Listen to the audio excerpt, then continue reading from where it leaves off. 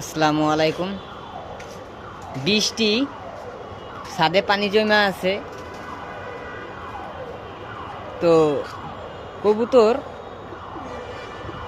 ছাড়া হয়েছিল, ঘুরছে, বিভিন্ন খাবার টাবার খাইছে, ময়লা টয়লা।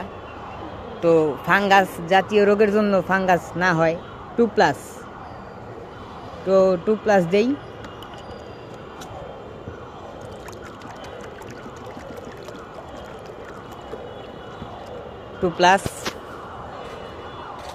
টু প্লাসটা ভালো।